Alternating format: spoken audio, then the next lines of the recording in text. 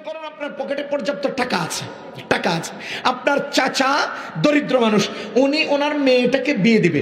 এখন আপনি তাকে জিজ্ঞেস করেন নাই, খবর আনেন নাই, হ্যাঁ বিয়ে উনি যে কোনোভাবে দিয়ে দিছেন। এবার আপনি বলেন এই মেয়ের বিয়ে হয়ে যাওয়ার পরে আপনি যদি জান কোরবান দিয়েও বলেন যে আমি আমার চাচার মেয়ের বিয়েতে 10,000 টাকা দিয়ে দেবো, পারবেন?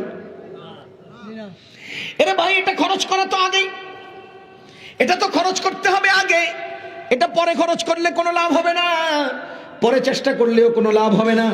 আমার আল্লাহ রাব্বুল আলামিন কোরআনে কারীমে সুস্পষ্টভাবে বলেন, সূরা হাদীদের মধ্যে আসছে,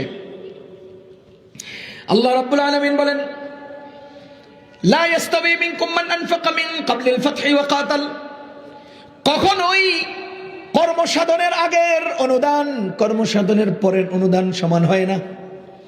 লা ইয়াস্তাবি সমান হয় না, মিনকুম তোমাদের মধ্য থেকে যারা, মান আনফাকা যারা খরচ করেছে, মিন ক্বাবলিল ফাতহি ওই বিজয় অর্জনের আগে, ওয়া কাতাল এবং কতলের আগে, উলাইকা আযামু দারাজাতাম মিনাল্লাযীনা আনফাকু মিন বাদু ওয়া কাতালু তাদের জন্য রয়েছে উত্তম প্রতিদান যারা বিজয় এবং যুদ্ধের আগেই খরচ করেছে।